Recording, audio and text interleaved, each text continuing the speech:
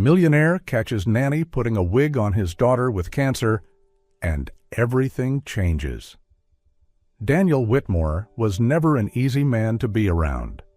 At 42, he was one of Seattle's wealthiest tech entrepreneurs, the co-founder of a thriving digital empire, and the owner of a 20,000-square-foot smart mansion nestled among the tall pines north of the city.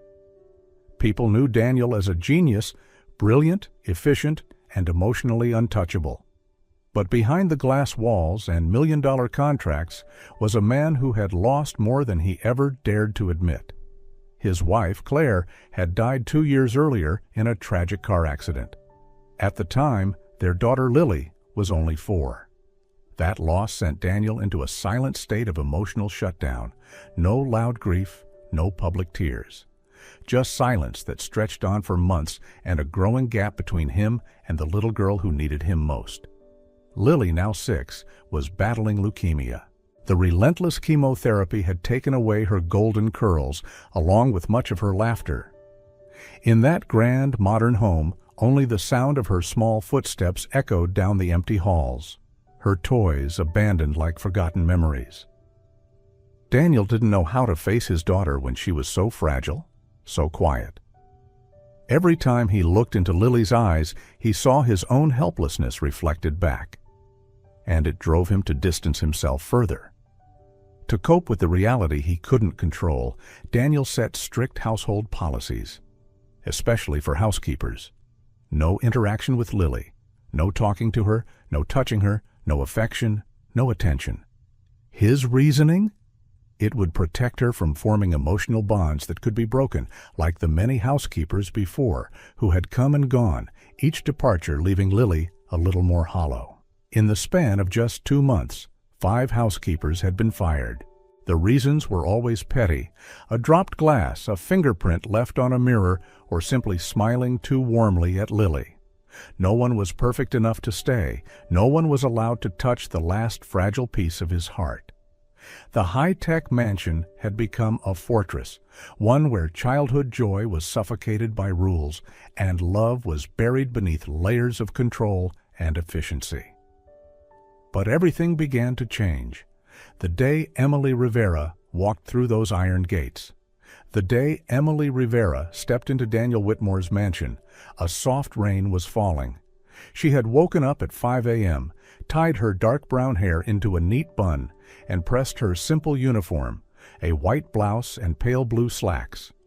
Though this wasn't her first interview, her stomach churned like it was her very first job.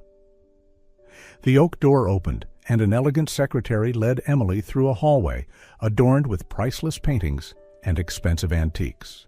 Emily Rivera tried hard not to reveal the growing anxiety inside her. She knew how much she needed this opportunity. Daniel Whitmore's office was even more intimidating than she had imagined. The man sitting behind the massive desk radiated power and coldness. His dark eyes dissected every detail of her with a gaze as sharp as a scalpel. She sat down in the chair indicated, keeping her back straight and her hands folded in her lap. Emily Rivera, 30 years old, high school education. Daniel read the file with the same detached expression one might have when reviewing a financial report.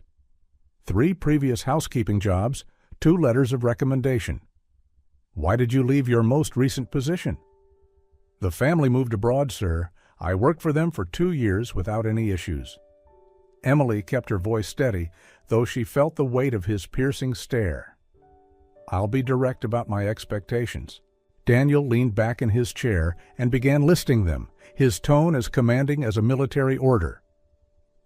This house is over 30,000 square feet and must remain flawless every single day.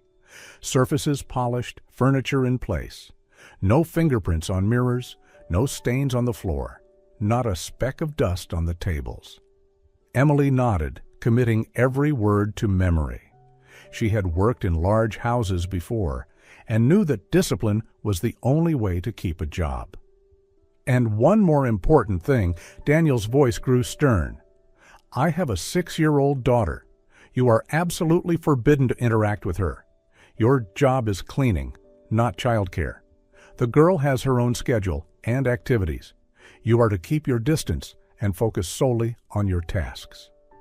The rule struck Emily as strange, since she had always been warm with children in the family she worked for. But now she had no choice. No matter how strict the conditions, she had to comply. "I understand clearly, Mr. Whitmore. I can assure you, I am discreet and focused on my work. Salary is $5,000 a month, under contract. Hours are 7 a.m. to 5 p.m., Monday through Friday. Twice a month, you'll work an extra Saturday from 3 to 8 p.m. for deep cleaning. 3-month probation. Any mistake, no matter how small, and you'll be dismissed immediately." Daniel tapped his fingers on the desk. The figure made Emily's eyes light up. It was far higher than any job she had ever had, enough to pay off debts and save for her family's future. "I accept all the conditions. When can I start?" "Tomorrow, 7 sharp. The housekeeper will show you the schedule and equipment locations." Daniel rose, signaling the interview was over. 3 rules must never be broken: punctuality, perfection, and distance from the child. Emily shook his hand, a mix of relief and unease. She had secured the job, but the conditions were harsher than any she had faced before, especially the rule about his daughter, which stirred both curiosity and a maternal instinct within her. As she was led to the door, she caught a glimpse of a little girl sitting in the living room. The child was on the floor, playing alone with a doll.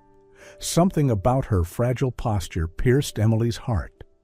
The sadness in those eyes was unmistakable. Loneliness, the very same Emily had known in her own childhood. The door closed, but the image of the girl remained etched in her mind. Emily knew she had to follow the rules strictly if she wanted to keep the job.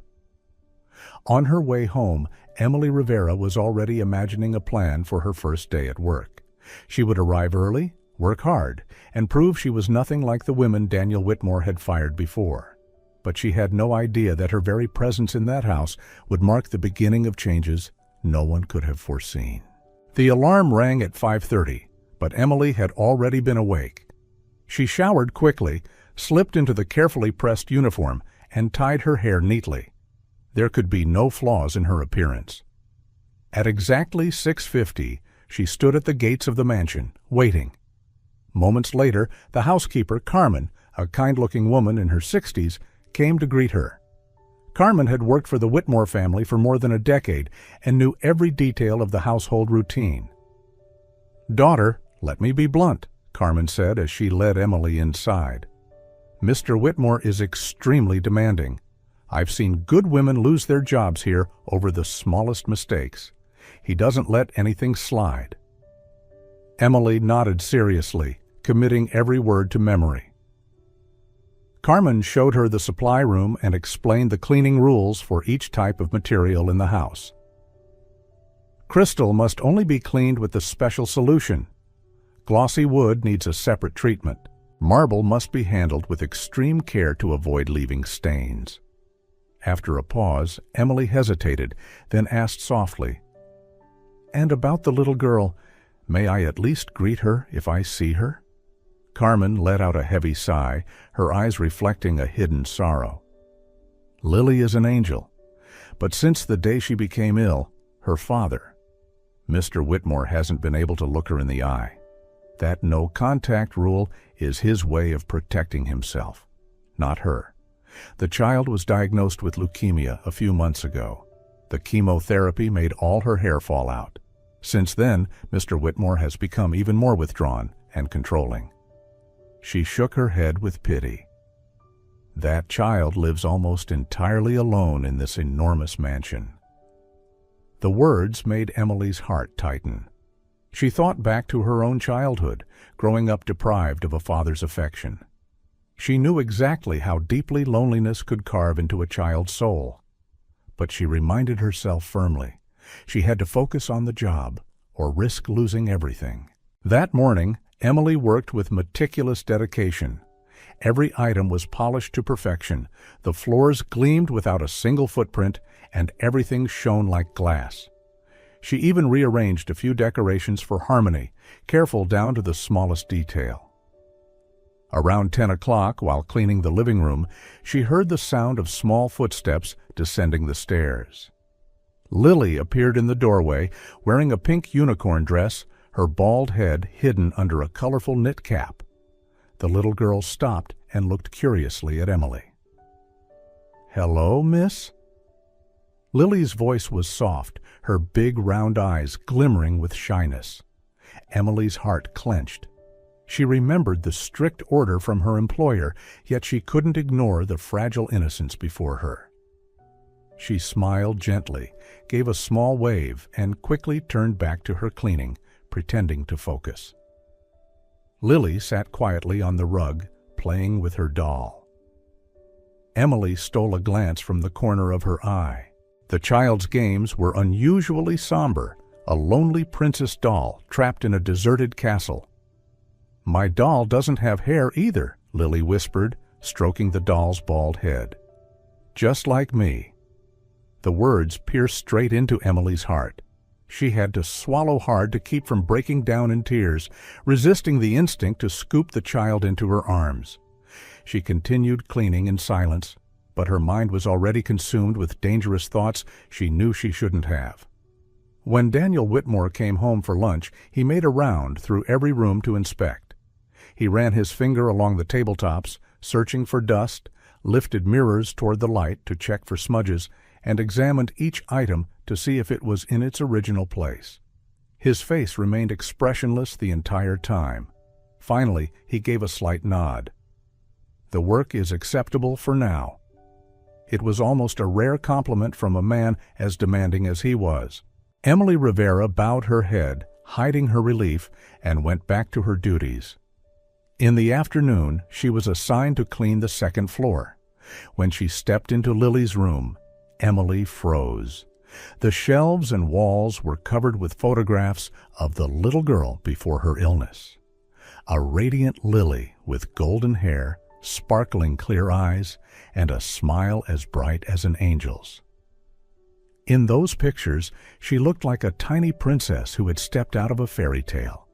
But the Lily of today, her tender face was shadowed with sadness, her eyes carrying a sorrow far too heavy for childhood. The contrast pierced Emily's heart. She gently lifted one of the photos, gazing at that innocent smile, a smile she hadn't once seen that day. When her work was finished, Emily quietly said goodbye to Carmen and prepared to leave. Just before stepping out of the mansion, she caught sight of Lily again, still sitting in the living room, this time building a small house out of colorful wooden blocks. When the girl looked up, Emily gave her a soft smile and whispered, "Goodbye, sweetheart." Lily shyly responded with a genuine smile, the very first smile Emily had seen from her all day. On the bus ride home, that image replayed in her mind again and again. Lily stirred in Emily a deep sense of empathy, a powerful urge to do something, anything, to bring joy to the little girl, even if it meant risking everything. After that first morning, Emily began noticing Lily in ways she hadn't expected. She didn't seek her out. She didn't break any of Daniel's rules. And yet, somehow, every time Lily appeared in the corner of a room, Emily felt pulled toward her, not by words, but by something far deeper. Lily always kept her distance. She sat in a corner, playing alone with her ball dolls or building tiny castles from blocks. But Emily started to realize every story Lily told through her dolls was about loneliness. Princesses locked in towers, imaginary friends who disappeared, whispers into silence. These weren't just games. They were Lily's way of expressing her emotions. One morning, as Emily dusted near the window, she heard Lily speaking softly to a small doll in a pink dress. "You don't have hair either, like me. But Mommy used to say princesses don't need hair to be beautiful, just a brave heart." Emily froze. Her heart tightened instantly. The words echoed memories of children she once cared for, of questions with no easy answers. She didn't say anything, She wasn't allowed to, but her eyes met Lily's.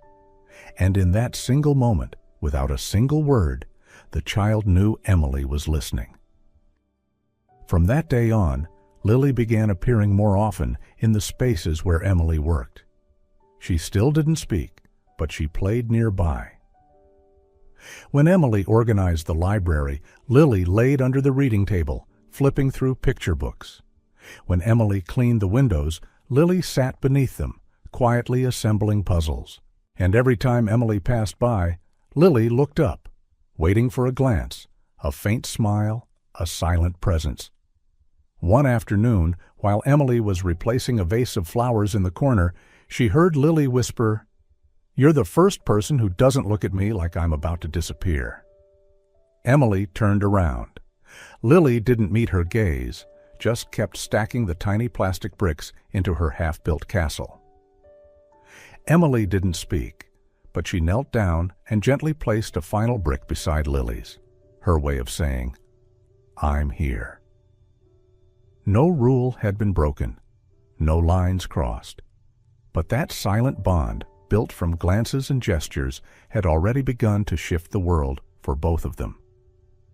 Emily didn't remember the exact moment the idea of the wig came to her, only that it swept in like a wave, sudden and impossible to ignore. Maybe it was while she was folding blankets in Lily's room and caught sight of a small photo frame on the shelf, a picture of a golden-haired girl beaming in the middle of a garden.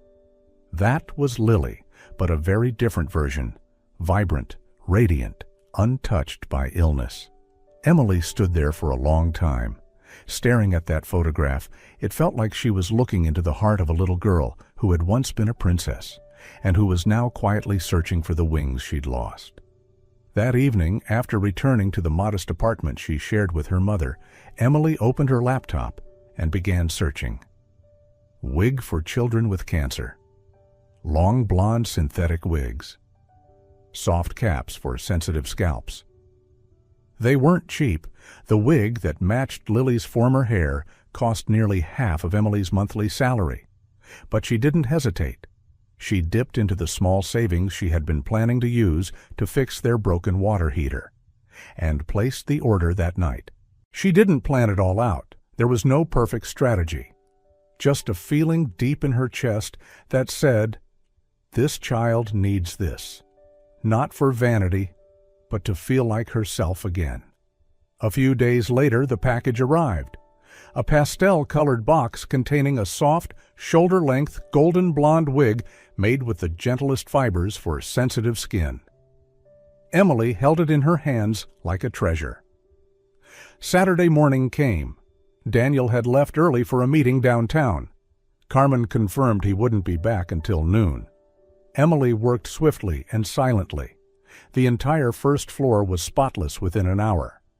As she finished polishing the windows in the living room, Lily appeared, still wearing her usual knit cap, but her eyes carried a curious spark that hadn't been there before. "Would you like to see something really special, Lily?" Emily asked gently, choosing every word with care. Lily nodded, clutching her bald doll tightly. "Close your eyes and trust me, okay?" Emily smiled. The little girl obeyed. Emily carefully took the wig from its pouch, placed it on Lily's head, and adjusted the soft golden locks, one strand at a time. "All done," Emily whispered. "You can open your eyes now." Lily slowly opened her eyes and stepped toward the large mirror beside the fireplace. When she saw herself, golden hair falling to her shoulders, light dancing in her eyes, she began to cry. Not from sadness, but from pure, overwhelming joy. "It's me. It's really me," Lily whispered, touching her hair as though afraid it might vanish. Then she turned and threw her arms around Emily, sobbing, "I'm a princess again. Thank you." Emily knelt and hugged her back, blinking back tears. "You've always been a princess, Lily, even without hair." In that moment, time stood still. No illness, no rules, no distance. Just a little girl rediscovering hope. and a woman who knew, deep down, that she had done the right thing, even if it might cost her everything. Lily's laughter still echoed through the room when Emily heard the front door open. She stood up straight. The blood in her veins seemed to freeze. Daniel was home, earlier than expected. There was no time to hide the wig or explain away the moment. Lily stood in front of the mirror, spinning in pure delight, golden curls bouncing with every turn. And then she saw her father. "Daddy, look!" She ran toward Daniel, her smile wide. "I'm a princess again." Daniel stopped at the threshold of the living room. His eyes moved slowly from his daughter to Emily, who was still holding the brush in her hand. His face hardened. "Lily," he said in a gravelly voice, "go to your room. Now." Lily's smile faded. The wig on her head seemed suddenly heavy. You don't like it?" Daniel didn't answer. He simply repeated, slower this time, "Go to your room." The little girl lowered her head, her tiny shoulders slumping, and walked out without another word. When it was just the two of them, Daniel stepped further into the room and closed the door behind him. The calm was gone. In its place was a storm barely restrained. "You," he began, voice low and sharp, "went directly against everything I told you." Emily didn't look away. "I know." "You knew? And still did it?" His voice rose. "Do you even understand the consequences? Do you realize how much it hurts Lily when people leave, just like the others did?" Emily took a steady breath. "I couldn't stand by and let a child believe she's no longer a princess because she lost her hair." "That is not your decision to make," Daniel snapped. "You're the housekeeper, not her mother, not a therapist, and certainly not someone with the right to interfere with how I protect my daughter." Emily's hands tightened at her sides, but her voice remained calm. "You're not protecting her, Daniel. You're hiding, and she feels it every single day." Silence fell. Daniel turned away, walking toward the window, his hands clenched into fists. "You think I don't want to be close to her?" he said hoarsely. "You think it doesn't tear me apart seeing her get thinner, weaker, quieter? I don't know what to do, Emily. I'm scared." Emily took a step forward. "I know a 6-year-old child should never believe she is no longer worthy of love. I know that kind of pain buries itself deep in the heart for a lifetime, because I was once that child too." Those words cut straight into Daniel Whitmore. He froze, his shoulders trembling. The anger in his eyes slowly gave way to turmoil and raw pain. Emily Rivera lowered her voice, choked with emotion, yet unwavering. "Lily doesn't need hair to be a princess. She needs her father. She needs you to be there, seeing her, loving her, letting her know she is still everything to you."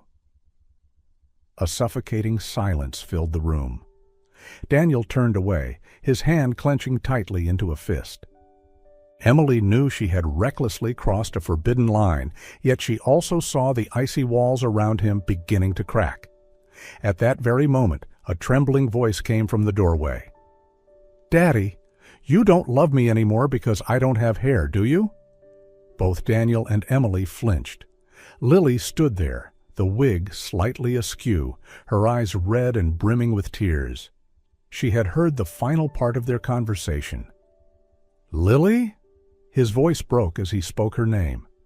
The little girl stepped forward, timidly, then lifted her face to her father, whispering like a plea. "Please, Daddy, let me be your princess. Even without hair, I'm still your daughter. Please don't leave me." Those innocent words shattered Daniel completely. He dropped to his knees, eye level with his child, his trembling hands gripping her fragile shoulders. "My love, I never stopped loving you." Tears poured from his eyes, his voice breaking into a desperate whisper. "You will always be Daddy's princess. Hair or no hair, you're everything to me." Lily burst into sobs and threw herself into his arms. Father and daughter clung to each other as if afraid the other might vanish if they let go. Daniel kissed the top of her head again and again, whispering through his tears, "I'm sorry. I'm so sorry for making you think otherwise. I love you, Lily. I'll love you forever." In that moment, for the first time in months, the frozen walls around Daniel crumbled completely. He let his tears flow freely, holding tight to the little girl he had avoided for far too long. Emily Rivera stood there, her own eyes brimming with tears, witnessing the sacred scene. She knew she had risked everything, but this single moment was worth it all. She had seen Lily find her father's arms again. That night, after Lily had fallen sound asleep, Daniel Whitmore remained alone in his study. He could not close his eyes. The embrace with his daughter had shattered every wall he had built around himself. He felt exposed, laid bare before the pain and love he had suppressed for far too long. On the desk lay a photograph he had just taken from Lily's room. In it, Helena held their daughter on her lap, both laughing brightly, their golden hair gleaming under the garden sunlight. Daniel gripped the picture, his voice hoarse. "Helena, I promised I would take good care of her. I promised I would be the father you always wanted me to be. But I failed. Miserably." Memories flooded back. He remembered how Helena used to call Lily the bravest princess in the world. When the little girl was afraid of monsters under the bed, Helena created courage medicine and performed a playful ritual to chase the fear away. When Lily cried after breaking her doll, Helena held her close and said, "A true princess mends what is broken with love." Daniel clutched the photo tighter, his shoulders trembling. "I was such a coward. When she needed me the most, I ran away. I was so afraid that I locked my heart and left her to face the loneliness alone." He rose slowly, walking down the silent hallway. Stopping at Lily's door, he peered inside. The girl was fast asleep, her wig resting neatly on the bedside table. Even in her dreams, her face glowed with a gentle smile, the smile Daniel hadn't seen in so many months. Resting his forehead against the doorframe, he whispered, his voice breaking, "My God, my little girl. How many nights have you cried alone? How many times did you wait for an embrace, for me to call you princess? And yet I let you believe you weren't loved?" Daniel stepped inside and sat at the edge of the bed. His trembling hand brushed against her small, frail face. The chemotherapy had drained the rosy glow from her cheeks. "Daddy's here, Lily," he murmured. "I'll always be here, from now on." That night, Daniel did not sleep. He sat in the living room staring blankly into the darkness, yet inside him a new light began to glow, a growing resolve. For the first time in many months, he knew exactly what he needed to do. The next morning, at exactly 7 o'clock, Emily Rivera arrived at the mansion as usual. But the moment she stepped into the living room, she froze. Daniel Whitmore was already there, waiting. His face was gaunt from a sleepless night, dark circles beneath his eyes, his shirt wrinkled and unkempt. "Miss Rivera," he began, his voice unlike ever before, lower, gentler, stripped of its usual cold authority. "We need to talk." Emily's heart tightened. She knew she had crossed the line yesterday. This was most likely the moment he would dismiss her. Taking a deep breath, she lifted her chin. "Sir, I understand the consequences. I take full responsibility. I disobeyed your orders." Daniel raised a hand to stop her, his eyes filled with shame mixed with gratitude. "No, Emily. I am the one who should apologize. You did what I should have done months ago." Emily stared at him, stunned, unable to believe her ears. "You gave Lily joy, a joy that, out of cowardice, I had stolen from her. Yesterday, when I saw her smile, I realized how long I had abandoned my daughter." His voice faltered, trembling yet sincere. He drew a deep breath, walked toward the window, and gazed out at the empty garden, the very place where Helena used to play with their child. I punished Lily for something she couldn't control. I made her believe she was no longer a princess. And you—" he turned back, his eyes filled with a sincerity she had never seen before. "You gave her crown back." Emily shook her head gently. "I only did what anyone would do when faced with a child in despair. You are the one Lily needs." Daniel stepped closer, his voice firm yet tender. "And I want to change, but I can't do it alone. I need your help. Teach me how to be the father she deserves." Emily's eyes widened, speechless, before he continued. "Stay, not just as an employee, but as someone to walk beside us on this journey. I promise I'll never forbid you from being with Lily again. On the contrary, I want you to be part of her life." He hesitated for a moment, then added, his tone lower, "In return, I'll raise your salary by 50%, but more importantly, I want you to help me remember how to call her by the name she longs to hear. Princess."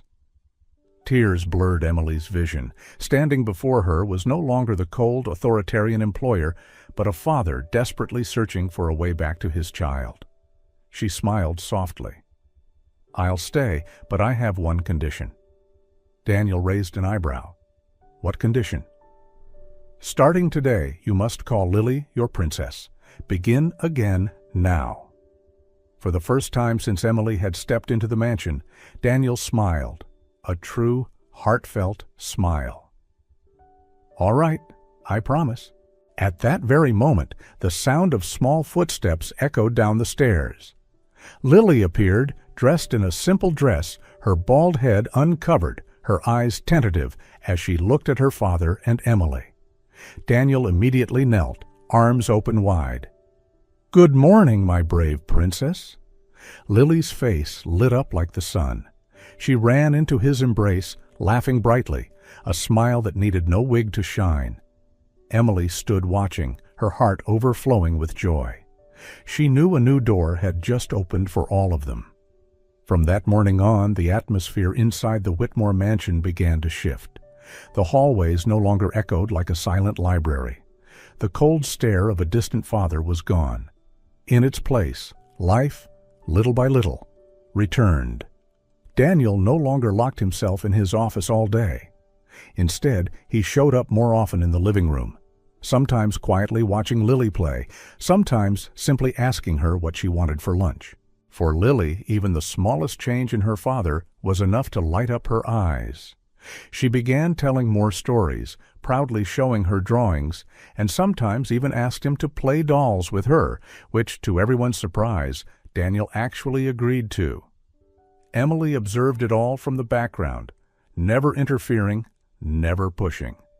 She simply continued her work as usual, though her eyes often softened without her realizing it. She knew, when a child begins to laugh again, it's the clearest sign that healing has begun. One afternoon, while tidying up Lily's room, Emily came upon a scene that nearly brought her to tears. Daniel was sitting on the floor, sleeves rolled up, letting Lily style the blonde wig on his head as if he were at a fancy salon. Lily giggled nonstop, speaking in an adorably serious tone. "Sir, today I'll give you a princess hairstyle, okay?" Daniel chuckled, a real smile this time, not the tight-lipped kind. "As long as I get the regular customer discount." Emily turned away, wiping the corner of her eye. She never imagined she'd witness this, and never expected to be a part of it. That evening, after Lily had gone to bed, Daniel found Emily in the kitchen. "You've done more than I ever expected from anyone," he said, his voice low and sincere. "You didn't just clean this house, you cleaned the empty spaces I left in my daughter's heart." Emily smiled, humility shining in her gaze. "I was just here at the right time. The rest, that was all you." Daniel nodded, though his eyes lingered on her.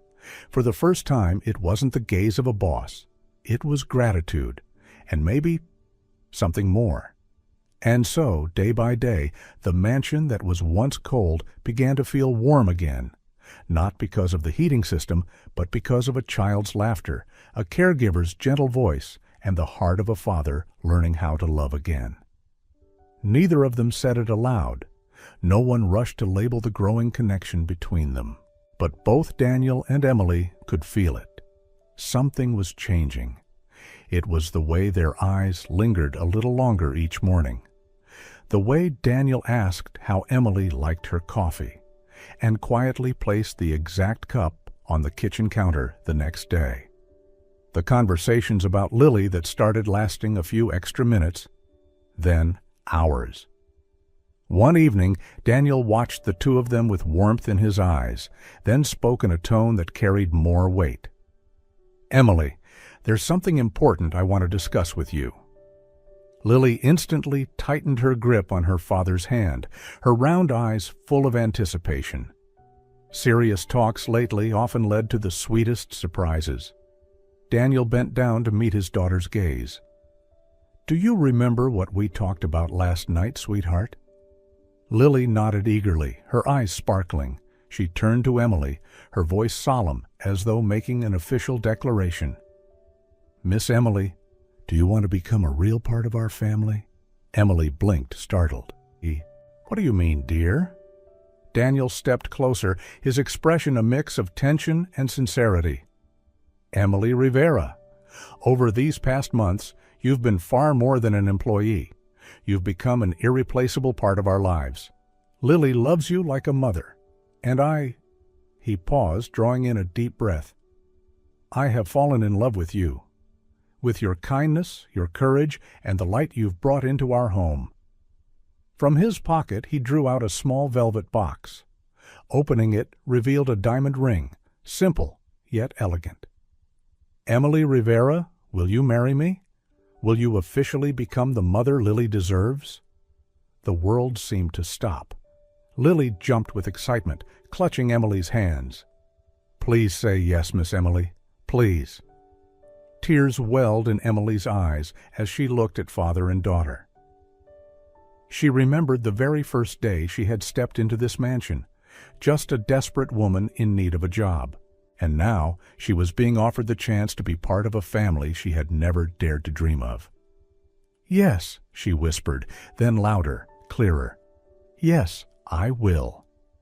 Daniel slipped the ring onto her finger, his hand trembling. Lily threw her arms around them both, shouting with joy, "Now we're a real family." 3 months later, in that same garden beneath blooming trees, they held a small, heartfelt wedding. Friends, family, and those who had witnessed their journey gathered in celebration. Lily was the most beautiful little bridesmaid, her short curls bouncing, her smile as bright as a spring sun. And when Emily walked toward Daniel, no one saw them as employer and housekeeper anymore. They saw two hearts that had been broken, healed, and made whole, not by perfection, but by love that stayed.